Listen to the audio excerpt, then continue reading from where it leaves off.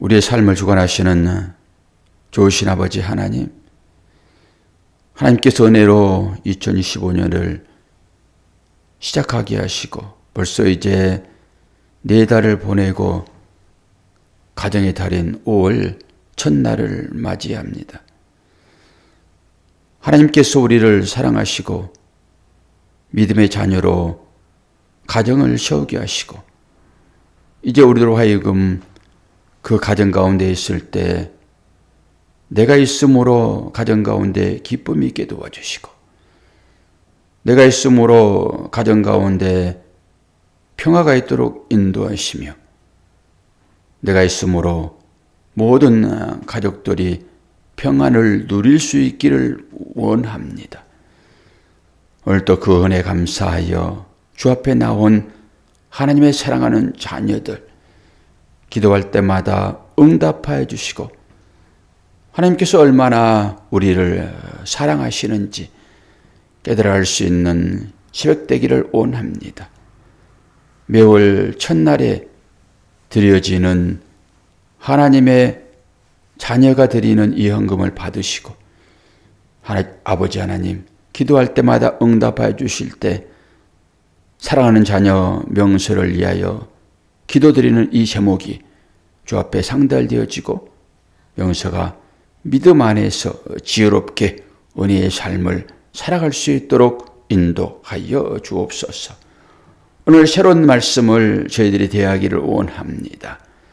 그 말씀 가운데 살아 역사하시는 그 하나님의 마음을 깨달아 아는 복된 새벽 될 수 있도록 도와주시옵소서. 감사드리며 예수 그리스도의 이름으로 기도하옵나이다. 아멘.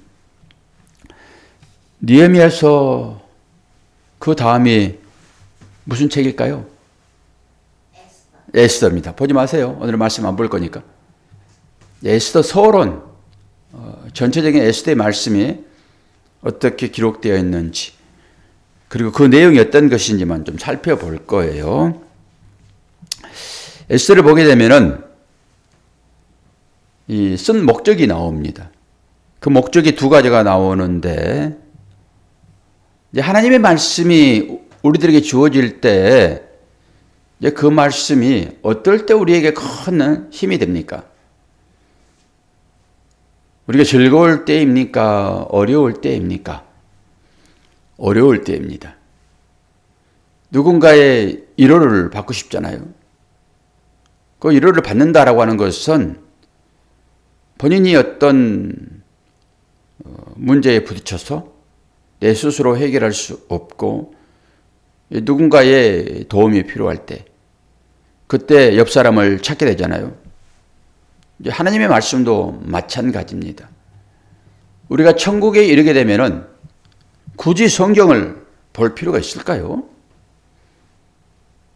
거기는 해가 없어도 밝고 달이 없어도 밝고 주님의 임재하심만으로도 대낮인데 거기 가서 은혜 받겠다고 하나님의 말씀을 들춰기는 그런 일은 없을 것입니다. 그러나 이 땅에 살면서는 우리가 사실 죄악 가운데 살아가고 있는 거잖아요. 그리고 마귀가 다스리는 이런 곳에 살면서는 하나님의 말씀이 꼭 필요하죠. 이제 에스더서도 마찬가지입니다.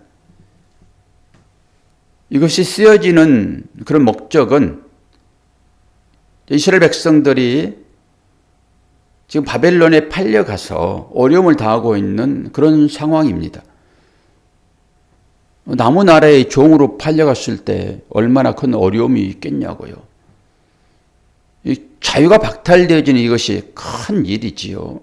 주권이 없어지는 거잖아요. 내 마음대로 할 수 없는 것. 이게 큰 고통이에요. 고통이 있지요. 여러분 그런 경험을 해보셨습니까? 그 가인 눌림이라고 하는 그런 꿈속에서 내가 발버둥 쳐도 도대체 내 자유롭게 행동할 수 없는 상황으로 몰렸을 때 이것을 가인 눌림이라고 하잖아요. 뒤에서 악한이 쫓아오는데 아무리 달려도 앞으로 나가지 않는 그런 경험 해보셨죠? 꿈속에서. 이제 그게 가위 눌림이잖아요. 저는 꿈속에서뿐만 아니라 실제적으로 이제 육체의 연약함이 따라올 때 그런 걸 느낍니다. 제가 무릎이 안 좋아가지고 좀 치료를 받고 있는데, 그러니까 잠을 이렇게 계속 뒤척이는 거예요. 한쪽으로 계속 자고 있으면은 이게 가위 눌림 같은 그런 증상? 계속 눌려 있으면은 그 느낌이, 희한한 느낌이 이제 부슬부슬 올라와요. 어떤 느낌이냐 그러면은 내가 막 움직이고 싶은데 어떤 사람이 나를 꼭 이렇게 붙잡아서 못 움직이게 할 때 그 느낌, 희한한 느낌 있잖아요. 그런 느낌입니다, 이게. 이게 억압이에요. 그래서 이제 뒤척이면은 그게 풀리는 거잖아요. 눌릴 때 되게 그런 느낌이 오다가 그게 계속되면 미쳐버립니다, 사람이. 이때 뒤척이면서 풀어주는 거거든요. 억압이란 게 그렇죠. 자유를 상실했다라고 하는 것이 바로 그런 것 아닙니까? 그리고 이 시대에 젊은 사람들이 그 억압을 못 견딥니다. 우리 선조들은 그래도 그 가운데서 투쟁하면서 견디기는 했으나 이 시대에는 그게 안 됩니다. 그렇기 때문에 이제 함부로 세력을 잡은 사람들이 이제 자유를 억압하 좋습니다. 자유를 한번 맛보면은 그거 억압 못 하거든요. 근데 이스라엘 백성들이 참 자유롭게 살았잖아요. 이제 하나님으로부터도 자유로움. 이 사사시대는 하나님께서 이스라엘 백성을 다스리는 왕으로 그렇게 살기를 원했는데 이스라엘 백성들이 왕 주시오.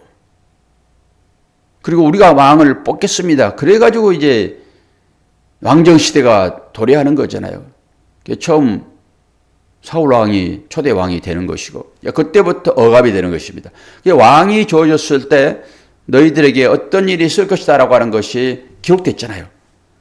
그러면서 그들은 그래도 좋으니까 우리에게 왕을 주세요 라고 하면서 인간 왕을 섬기는 것으로 이스라엘 백성들이 타락을 합니다. 그리고 왕이 잘못하면은 왕을 배척하여 또 다른 왕을 세우고 그런 과정 중에서 인간의 왕 가지고는 안 되겠다라고 또 다른 왕을 내가 섬겨야지라고 우상을 만드는 것입니다. 이스라엘 백성들. 하나님을 저버리고 내 욕망을 채우기 위하여 다른 것으로 내 꿈을 성취하고자 하는 어떤 그런 행위, 이게 우상의 이제 행위인데 하나님은 그걸 싫어하시죠. 그래서 팔아버리는 것입니다. 그러니까 그 팔아버린 상태에 놓여 있는 이 상황이 에스더예요. 그러니까 힘들죠. 물론 육체적인 힘듦도 있겠으나 자기 나라, 자기가 뽑은 왕의 밑에서 있게 되면 그래도 조금 숨통은 좀 트이지요. 그러나 이건 지금 다른 나라에 가가지고 복속되어 살아가는 상태라는 말이에요. 그러니까 이스라엘 백성들이 얼마나 힘들었겠냐고요. 그래서 그들이 힘내. 내가 너희와 함께 한다. 라고 하는 것으로 이 에스더가 쓰여진 거예요. 그 측면 하나 있고 또 하나는 이스라엘 백성들이 되게 중요하게 여기는 절기 하나가 여기 나옵니다. 기억나신지 모르겠지만 부림절이라고 하는 이 절기가 하나 나옵니다. 이게 부림절의 의미는 제비라는 의미가 있어요. 제비를 뽑다 이런 거잖아요. 우리가 이제 공부하겠지만은 이 제비 뽑아가지고 결국 이스라엘 백성들이 큰 전부 멸망할 수 있었는데 거기서 이제 풀려나는 해방을 맞는, 나라적으로는 해방받지 않지만은 큰 곤욕 가운데 들어갈 뻔했는데 거기서 풀려나는 이것이 제비를 뽑아서 가능했습니다. 이게 불임절이에요. 그런 큰 두 가지 의미가 있습니다. 그리고 처음에는 이 에스더서는 이제 이게 사실 복사본이잖아요. 성경은 다 없어졌으니까. 사본이라고 하는 거죠. 이 정경으로 들어오기까지 상당히 논란이 있었습니다. 그리고 이 전체적인 책에서 하나님이라고 하는 단어는 없습니다.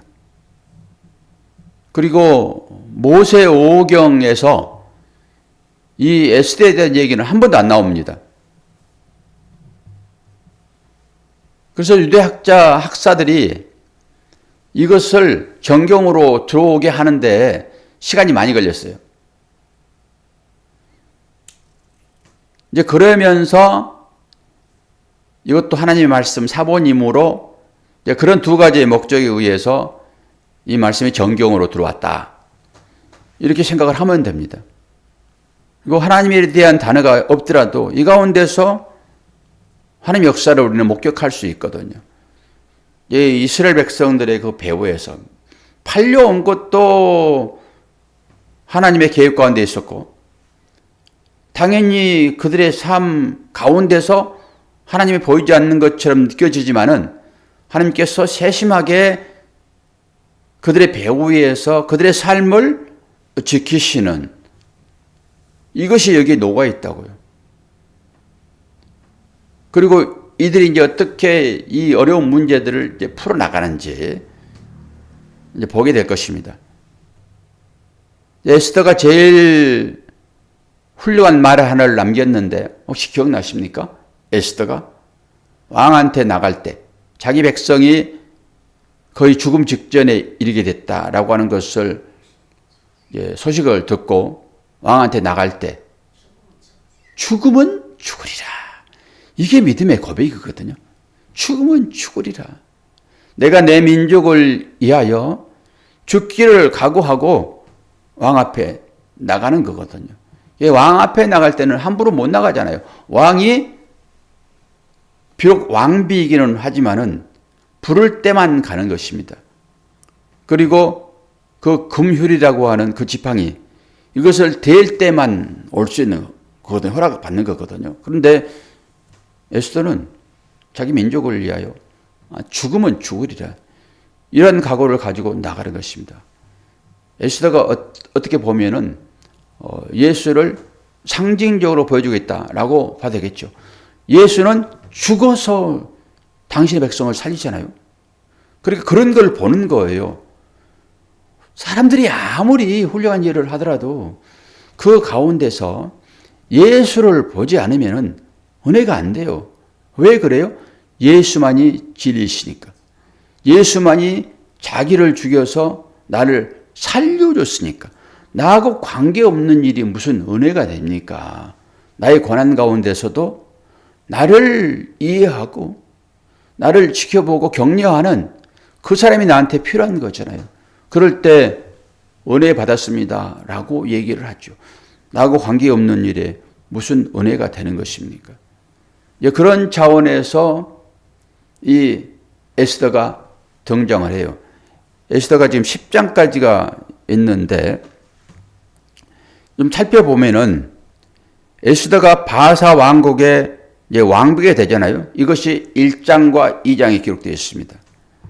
또 하만이 유대인들을 해치려고 계획하는 것이 3장에서 5장까지 있고, 이 음모가 드러나서 하만이 결국 이스라엘 백성들을 아주 곤욕 가운데 집어넣으려고 하다가 장대라는 것이 나오잖아요. 그 장대에 처형되어지는 것이 6장에서 7장.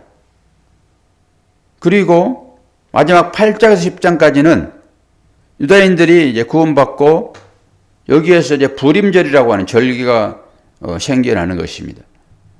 이때 통치했던 왕이 오늘 읽어보진 않았지만은 아하수에로 왕. 우리가 뭐 에스라 지금 배우고 있고 배웠고 느헤미야를 배웠고 다 해서 이 사람이 누군지 알아요. 그리고 우리는 열왕기 상하를 다 배웠잖아요. 이스라엘의 왕들을 하나하나 다 읽었잖아요. 북왕국의 왕이 몇 명이었다고 했습니까? 19명. 남왕국의 왕이 몇 명이라고요? 20명. 약 40명이 되는 거죠. 그리고 나눠지기 전에 왕이 몇 명 있었어요? 3명이죠. 나눠지기 전에. 첫째 왕 사울, 둘째 왕 다윗, 셋째 왕 솔로몬. 그런데 2명이에요? 3명이죠.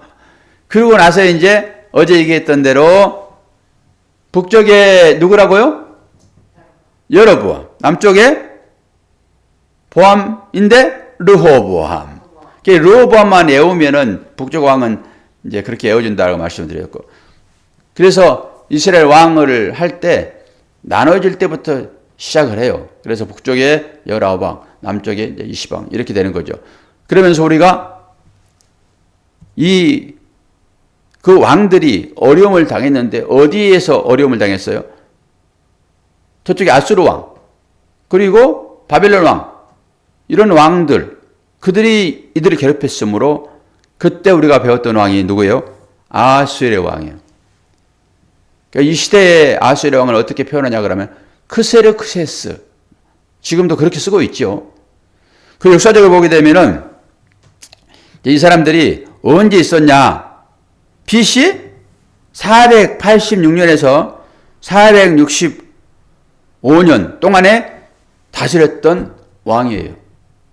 수상궁에서. 누구라고요? 아수에로. 크세르크세스. 그리고 이 사람의 부친이 다리오 1세예요. 우리가 뭐 이 역사적 공부를 다 할 필요는 없으나 대충 이름이 나오면은 어느 시대에 있었던 사람이로구나 정도는 외울 필요는 있지요. 이제 그러면서 오늘이 무슨 날이죠? 5월 1일 노동절입니다. 노동절.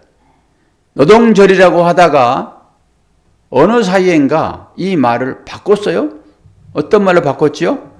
근로자의 날. 가만히 생각을 해보니까 노동절은 어떤 계층들이 생각이 납니까? 노동절 하면은 주로 힘들게 현장에서 일하는 사람들, 이 사람들이 생각이 나죠. 그러면서 민주노총, 데모 많이 하는 사람들, 주로 산업 현장에서 일하는 사람들, 이 사람들을 뭐라고 불러요? 노동자라고 불러요. 그래서 이 사람들을 위하여 만들어진 날이 노동절이란 말이에요. 그러면 이 약한 자들의 어떤 입장에 있어서 대변하는 사람들이 정치적으로 보게 되면 어떤 사람들이에요? 진보 쪽이에요. 진보 쪽. 그리고 어느 사이인가 이 말이 근로자의 날로 바뀌었잖아요. 우리는 자연스럽게 그걸 받아들이고 그렇게 썼으나 근로자는 모든 사람을 통틀어서 근로자라고 얘기를 해요. 하이칼라도 마찬가지예요. 그러니까 선생님들도, 은행원들도, 뭐 박사들도, 그런 고위공직자들도 전부 일을 함으로 근로자예요. 그렇게 바꿨다고요. 어떤 사람들이 이렇게 바꿨을까 생각해 봤어요. 저 정확하게 모릅니다.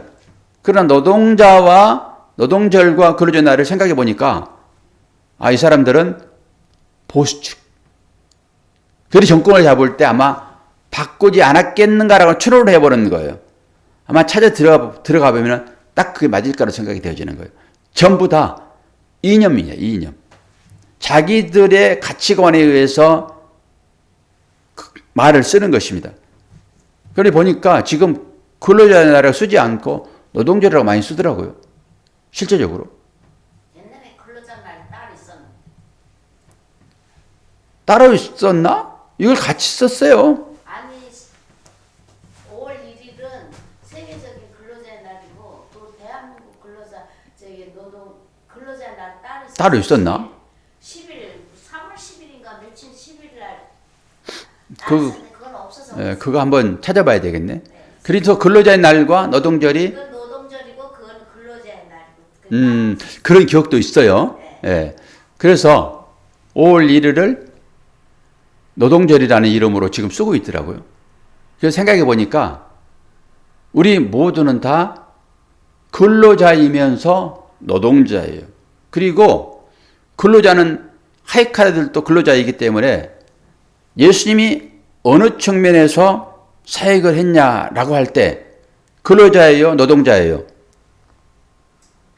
노동자 측에 있는 거예요. 약자, 노동약자.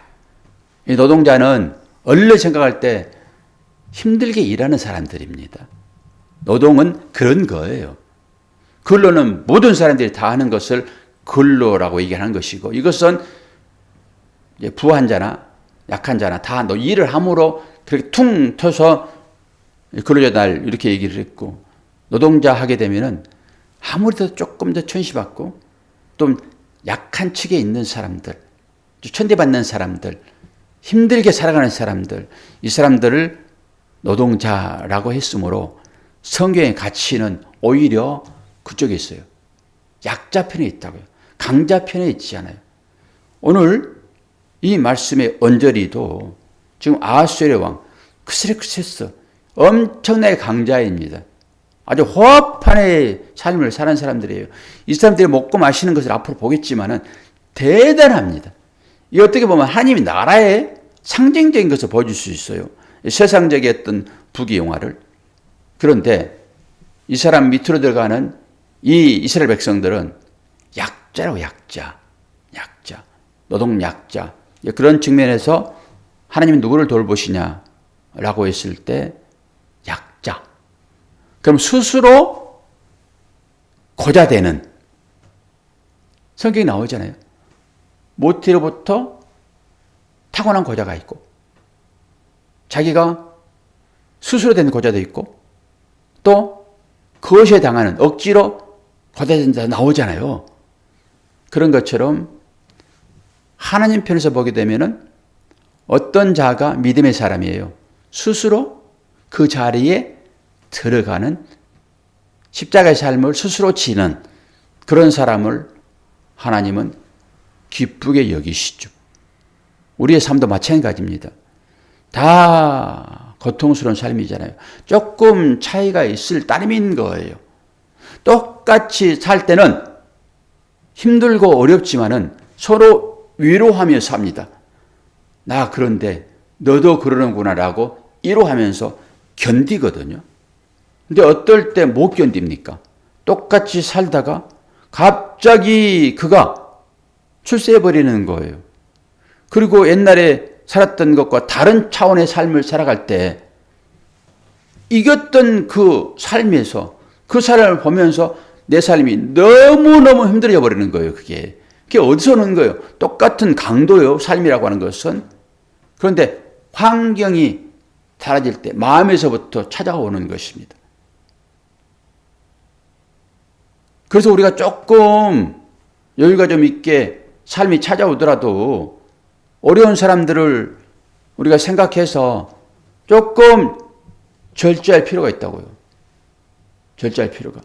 이제 그런 측면에서 교회 공동체라고 하는 것은 그런 것이죠. 그리고 또한 힘들어서 정말로 자기 스스로는 도저히 헤어날 수 없는 그런 상황 가운데 놓여 있는 그런 사람에게는 교회는 교회적으로 조금 풍요로운 사람들의 것을 가져다가 어려운 사람을 도우는 그 일이 교회가 감당할 그 일입니다. 높은 산은 낮아지고 골짜기는 채워져서 어떤 평준을 이루는 이것이 신앙생활의 원리라고 생각을 합니다. 노동자로 살아가시는 여러분, 우리 교회는 근로자라고 하는 그런 개념의 어떤 그런 개념보다는 노동이라고 하는 그 개념이 사실 우리의 삶 가운데 녹아 있죠. 실제적으로 그렇고요. 노동절이지만은 또 일하는 분도 분명히 계시고, 그런데 하나님은 어떤 환경 가운데 있더라도 에스라서가 이스라엘 백성들에게 큰 힘이 되었던 것처럼 저와 여러분이 이 하나님의 말씀이 우리의 삶 가운데 큰 힘이 되어서 이 어려운 시대를 잘 이겨낼 수 있는 우리 인생의 표지라고 하면은 고난이라고 말씀을 드렸잖아요. 모든 사람들이 고난을 받습니다. 크고 작음이 있을 따름인 거예요. 똑같이 고난 가운데 처해 있게 되면은 서로 이로하여 이겨낼 수 있으나 상대적인 그런 격차가 생겨버리게 되면은 못 견딥니다. 인간이라고 하는 것이 그래요. 그래서 우리가 이 노동절에 신분들은 좀 쉬시고 또 일하신 분들도 하나님의 은혜가 우리의 삶을 인도하겠다라고 하는 것으로 이루어받기를 바랍니다. 기도하겠습니다. 하나님 아버지, 하나님은 말씀을 통하여서 우리를 이루어하시고 하나님의 사랑이 끊임없이 우리를 지키고 있다는 이 사실들을 깨닫게 됩니다. 우리가 이제 새롭게 에스더서 말씀을 이제 공부하고자 하는데 내일부터 주어지는 이 말씀이 어렵게 살아가고 있는 우리 모두에게 힘이 되고 능력이 되고 소망이 되기를 원합니다. 오늘 또 살아계셔서 역사하시는 그 하나님 앞에 기도자로 예배자로 새벽을 깨우는 모든 분들에게 하나님께서 큰 위로가 되어 주시옵소서. 5월달 가정의 달 우리가 있는 그곳에 웃음꽃이 피어나게 도와주시고 내가 주님의 마음을 가지고 헌신함으로 내 가족들이 평강 가운데 이룰 수 있도록 인도하여 주옵소서. 감사드리며 예수 그리스도의 이름으로 기도하옵나이다. 아멘.